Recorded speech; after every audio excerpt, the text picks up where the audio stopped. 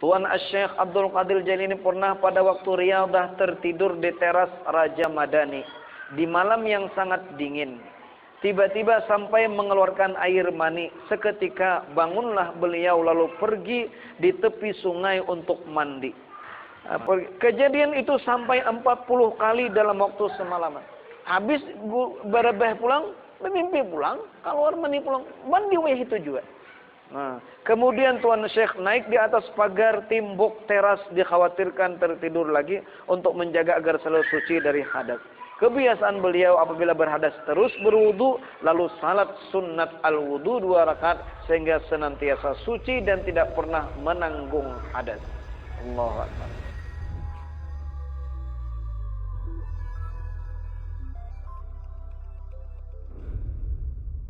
ويهون علينا وعليهم سكرات الموت ويختم لنا ولهم بحسن الخاتمة بشفاعة سيدنا ومولانا محمد صلى الله عليه وسلم خير البرية وبحرمة سلطان الأولياء الشيخ عبد القادر الجيلاني صاحب الكرامة والاستقامة شيء لله لنا ولهم الفاتحة. أعوذ بالله من الشيطان بسم الله الرحمن الرحيم الحمد لله رب العالمين الرحمن الرحيم مالك يوم الدين إياك نعبد وإياك نستعين الصراط المستقيم صراط الذين أنعمت عليهم غير المغضوب عليهم ولا الضالين. Malam ini atas permintaan salah seorang keluarga kita, beliau punya hajat lawan kita seberataan supaya membaca manaqib Syekh Abdul Qadir Al-Jailani. Jadi malam ini kita kada membaca masalah fikih atau tauhid, tapi kita membaca manaqib Syekh Abdul Qadir Al-Jailani. Mudahan hajat kita dan hajat sidin dikabulkan Allah Subhanahu wa taala. Bismillahirrahmanirrahim. Alhamdulillahilladzi rawwahal qulub wal albab bisama'i manaqibi arbabil kamali minal ahbab. Artinya segala puji bagi Allah yang telah menghibur hati dan pikiran manusia dengan memperdengarkan pembacaan kisah riwayat hidup wali-walinya yang tercinta. Wa khassahum bimazaya tajullu an tustara fi kitab wa tawajjahum bitijan istiqamah ala sunanil huda was shawab. Artinya ia menganugerahi mereka dengan berbagai keistimewaan yang terlalu luas untuk dimuat di dalam buku. Lagi mereka diberi mahkota sifat istiqamah untuk selalu menjalani jalan petunjuk dan kebenaran. Wa anzalahum hadratal qurbi wal iqtirab wa ja'alahum a'immatan yahduna man sabaqat lahumus sa'adah waz zulfa wa husnul ma'ab. Artinya, dan lagi ia menempatkan wali-walinya pada kedudukan yang sangat dekat dengannya. Lagi Allah menjadikan mereka sebagai pemuka-pemuka agama yang berhasil meraih kebahagiaan, kedekatan dengan Allah, dan tempat kembali yang terbaik. Wa asyhadu an la ilaha illallah syahadatan man abadahu wa ibadatan ala muqtadas sunnah wal kitab. Artinya aku bersaksi bahwa tiada Tuhan yang disembah selain Allah. Kesaksian dari seseorang yang selalu mengabdi kepada Allah sesuai tuntunan as-sunnah dan al-kitab. Wa asyhadu anna sayyidana Muhammadan abduhu wa rasuluh miftahu kulli bab wa mujli tajalliyati hadratil karimil wahhab.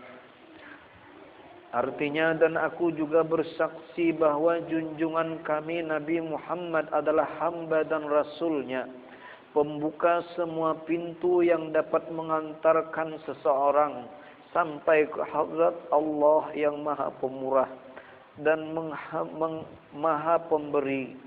Sallallahu alaihi wa ala alihi wal ashab. Artinya semoga salawat dan salam senantiasa tercurah kepada beliau dan kepada segenap keluarganya dan para sahabat. Wa ba'du. Kemudian daripada itu maka bermula ini adalah sebahagian manaqib Sultanul Aulia Asy-Syaikh Abdul Qadir Al-Jilani Al-Hasani Al-Husaini. Mudah-mudahan Allah Ta'ala menurunkan rahmat dan mengampuni serta meridai bagi orang yang membacanya dan orang-orang yang hadir mendengarkannya. Amin ya rabbal alamin. Asy-Syaikh Abdul Qadir Al-Jilani adalah seorang guru besar yang sempurna, seorang wali Allah yang telah berhasil mencapai kedudukan mulia dan dekat dengan Allah Ta'ala. Beliau adalah Sultanul Aulia, artinya pemuka para wali, yang tiada terhitung jasa-jasanya bagi Islam dan kaum muslimin. Beliau juga ulama murabbi yang rabbani, panutan para ahli tasawuf dan suri tauladan bagi yang baik bagi semua kelompok manusia maupun jin. Asy-Syaikh Abdul Qadir Al-Jailani adalah anak Abu Saleh Muhammad Musa Janki Dausat bin Abdullah bin Yahya Az-Zahid bin Muhammad bin Daud bin Musa As-Sani dan bin Abdullah As-Sani bin Musa Al-Juni dan bin Abdullah Al-Mahab bin Hasan Al-Musanna bin Al-Hasan Sibtu bin Sayyidina Ali bin Abi Talib wa bin Fatimah Az-Zahra Al-Batul bintu Sayyidina Muhammadun sallallahu alaihi wasallam. Ibunya bernama Syarifah Fatimah binti Sayyid Abdullah As-Sawma'i Az-Zahid bin Abi Jamaluddin Muhammad bin Sayyid Mahmud bin Sayyid Tahir bin Sayyid Abil Ata Abdullah bin Sayyid Kamaluddin Isa bin Sayyid Abi Alauddin Muhammad Al-Jawad bin Sayyid Ali Ar-Ridha bin Sayyid Musa Al-Kazim bin Sayyid Ja'far As-Sadiq bin Sayyid Muhammad Al-Baghir bin Sayyid Zainul Abidin bin Sayyid Al-Husain bin Sayyidina Ali bin Abu Talib karramallahu wajhah. Jadi beliau ini keturunan dari Abah, itu keturunan daripada Sayyidina Hasan. Kalau Mama Sidin keturunan daripada Sayyidina Husain. Jadi kedua-dua orang tuanya keturunan baginda Nabi sallallahu alaihi wasallam dari dua cucu Sidin, Hasan dan Husain. Asy-Syaikh Abdul Al-Jailani lahir di dusun Jilan, kota yang terpencil di luar kota Tabaristan pada tanggal 1 Ramadan tahun 471 Hijriyah. Pada waktu beliau masih bayi di siang hari bulan Ramadan, tidak mau menyusu karena inayah dari Allah Subhanahu wa taala kepadanya. Lagi halus sudah diperlihatkan tanda-tanda orang pilihan. Lagi halus hari pertama Ramadan, aneh di siang hari kada hakun, kada mau menyusu. Tetapi di malam hari beliau nyusu. Artinya beliau berpuasa. Pada usia mendekati baligh, beliau belajar berbagai ilmu agama, mengunjungi para ulama yang mulia, lagi berpengetahuan tinggi. Beliau belajar ilmu fiqih kepada Asy-Syaikh Abdul Wafa Ali bin Aqil dan kepada Asy-Syaikh Abil Khitab Al-Kalwazani Mahfuz bin Ahmad Al-Jalil dan kepada Asy-Syaikh Abul Husain Muhammad bin Al-Qadhi Abi Ya'la dan yang lain-lainnya di kalangan ulama yang mereka mempunyai ilmu lebih serta derajat yang mulia. Di bidang ilmu adab, beliau belajar kepada Asy-Syaikh Abu Zakaria Yahya Ali At-Tibrizi. Di bidang ilmu at-tariqat dan hakikat, beliau belajar kepada Asy-Syaikh Abil Khair Hamad bin Muslim Ad-Dabbas. Kemudian beliau berbaiat tariqat kepada Asy-Syaikh Al-Qadhi Abi Sa'id Al-Mubarak sampai diizinkan menjadi syekh mursyid, sehingga adabiyahnya meniru Asy-Syaikh mursyidnya yang sudah sempurna dan senantiasa terpelihara. Beliau dengan sebab terdahulu inayahnya Allah Subhanahu wa taala, sehingga derajat kewaliannya terus ke tingkat kesempurnaan. Dalam waktu 25 tahun beliau pergi ke hutan tidak mengenal orang dan orang-orang tidak mengenalnya. Pakaian yang dipakai beliau adalah jubah dari kain bulu, kepalanya bertutup dengan sepotong kain. Berjalan tanpa memakai sandal melalui tempat-tempat berduri. Yang demikian itu karena beliau tidak mendapatkan sandal. Makanannya buah-buahan yang masih ada di pohon, sayur yang sudah dibuang, daun-daunan dari rumputan yang berada di tepi-tepi sungai. Bahkan kebanyakan beliau tidak tidur dan tidak minum, pernah berhari-hari tidak makan apapun. Tiba-tiba dijumpai seseorang, kemudian memberinya sebuah kadut berisi penuh uang dirham sebagai penghargaan kepadanya. Kemudian diambilnya sebahagian untuk sekedar membeli tepung putih dan makanan dari korma dan samin. Dan duduklah beliau untuk menikmati makanannya. Dengan tiba-tiba ada sebuah kertas yang jatuh. Tulisannya berbunyi, syahwat itu dijadikan untuk hamba-hambaku yang lemah sebagai perantara untuk melaksanakan taat kepada Allah Subhanahu wa taala. Adapun hamba-hambaku yang kuat, maka tidak mempunyai kesenangan syahwat apapun. Seketika itu beliau meninggalkan makan, mengambil sapu tangan untuk membungkusnya, ditinggalkannya, lalu beliau menghadap ke kiblat sembahyang 2 rakaat, yang kemudian meninggalkan tempat itu. Atas kejadian ini beliau sadar bahwa dirinya dijaga oleh Allah dan selalu dalam pertolongannya. Nah, ini luar biasa pengalaman beliau, nang luar biasa. Berhari-hari, bertahun-tahun lapar, berjalan, ada orang kada kenal ke hutan-hutan, di antara mujahadah sidin. Namun ketika di puncak kelaparan dan kesusahan sidin dapat rezeki, menghadapi ketika dapat rezeki, siap makan, ternyata dapat teguran dari Allah Subhanahu wa taala. Sidin pun dapat itu semua, mengatasinya. Nah, artinya apa? Seseorang nang pacangan tinggi nang itu memang selalu ada cobaan-cobaannya. Jadi berbahagia kita kalau kita diberi cobaan. Awak kada sehat, uyuh, duit kada tapi beisi, anak buah geringan umpamanya. Ketika semua itu kita dapat mengatasinya, kada menghalangi kita daripada melaksanakan ibadah kepada Allah, maka sebenarnya itu semakin menambah ketinggian derajat kita di sisi Allah Subhanahu wa taala. Karena memang hidup di dunia ini kadang-kadang senang-senang. Hidup di dunia ini, dunia nang ini sebenarnya sijnul mukminin, penjara orang-orang yang beriman. Orang nang dalam penjara itu ada yang senangnya, baru bebas dari penjara ketika keluar daripada dunia. Artinya ketika keluar daripada dunia, saat itulah kita istirahat. Makanya ada seseorang nang berhari-hari dalam keadaan ibadah kepada Allah, melawani hawa nafsu walaupun banyak cobaan-cobaan. Akhirnya orang pian kayak apa? Ya kayak istirahat. Ojid sidin, istirahatku di dalam kubur. Subhanallah. Dan rupanya ini yang didapatkan Rasul. Mujahadah luar biasa, sampai luar biasa laparnya, diberi orang,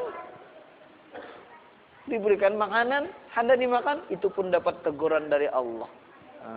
Allahumma ansurna fahatir ridwan alaihi wa amiddana bil asraril lati awda'taha ladaihi, la ilaha illallah Muhammadur Rasulullah Asy-Syaikh Abdul Qadir Al-Jailani waliyullah. Allahumma salli wa sallim ala jaddihil amin Sayyidina Muhammadin wa ala alihi wa sahbihi ajma'in. Pertama kali masuk beliau di kota Irak, beliau ditemani Nabi Khidir alaihi salam. Dan Tuan Syekh Abdul Qadir Al-Jailani belum mengenalnya. Ketika beliau masuk ke Baghdad, kan dari kota Sidin kelahiran Tabaristan. Di daerah Jilan, daerah Tabaristan. Ini daerah Ajam, bukan dari Jazirah Arab. Beliau kemudian menuntut ilmu masuk ke kota Irak, Baghdad. Baghdad Irak ya. Ketika masuk di situ, ternyata beliau dikawani seseorang. Nang seseorang itu ternyata Nabi Khidir alaihi salam. Kemudian kada kenal nih. Kemudian Nabiullah Al-Khidir memberikan persyaratan-persyaratan yang tidak boleh sekali-kali menyalahinya. Karena itu sebagai sebab perpisahan antara keduanya. Ketika itu antara dua Nabi Khidir nang menemani Nabi Waliullah Abdul Qadir Jailani ada berjanji. Apa perjanjiannya? Ikam jangan menyalahi lawan aku janjinya. Nah, lalu Nabiullah Khidir berpesan kepadanya agar engkau duduk di tempat ini, diperhatikan pesan itu. Maka duduklah Tuan Asy-Syaikh di tempat duduk yang sudah diisyaratkan sampai 3 tahun. Tiap-tiap tahun sekali dikunjungi oleh Nabiullah Khidir dan kemudian berpesan lagi, jangan sekali-kali meninggalkan tempat ini sampai aku datang kembali. Di antara persyaratannya ketika awal-awal masuk, ikam berdiam di sini, aku meninggalkan dahulu. Ikam jangan beugah dari tempat ini sebelum aku datang.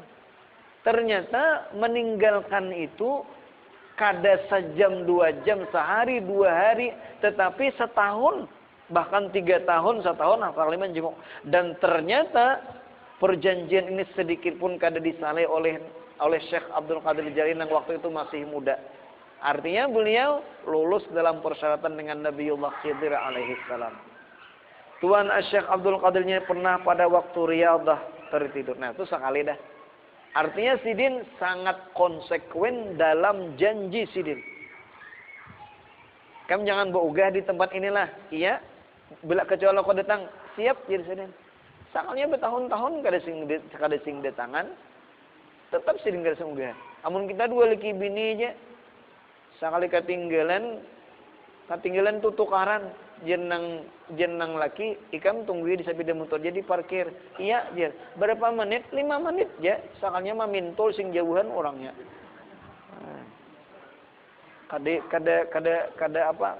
Kada konsekuen wan Sidin luar biasa.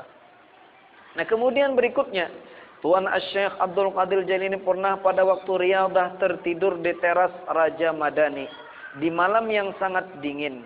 Tiba-tiba sampai mengeluarkan air mani. Seketika bangunlah beliau lalu pergi di tepi sungai untuk mandi. Nah, taguring di teras, tiba-tiba tak mimpi nang sampai keluar mani. Artinya dingin luar biasa. Amun kita nang pernah ke Timur Tengah, umpamanya di Madinah. Bila musim dingin luar biasa dinginnya. Taguring Sidin keluar mani, Sidin mandi langsung ke sungai. Nah, kemudian Tuan Syekh dia naik di atas. Kejadian itu sampai 40 kali dalam waktu semalaman. Habis berebeh pulang, bermimpi pulang, keluar mandi pulang, mandi weh itu juga. Nah, kemudian Tuan Syekh naik di atas pagar timbuk teras, dikhawatirkan tertidur lagi untuk menjaga agar selalu suci dari hadas. Kebiasaan beliau apabila berhadas terus berwudu, lalu salat sunnat al-wudu 2 rakaat sehingga senantiasa suci dan tidak pernah menanggung hadas. Allahu Akbar. Jadi sebenarnya dalam hukum kewajiban mandi itu bisa ditunda sampai kita akan melaksanakan ibadah nang wajib dalam keadaan suci. Misalnya berkumpul 2 laki bini ketika hendak guring. Kada wajib kada langsung. Yang walaupun itu lebih baik kan supaya guring dalam keadaan kada berhadas.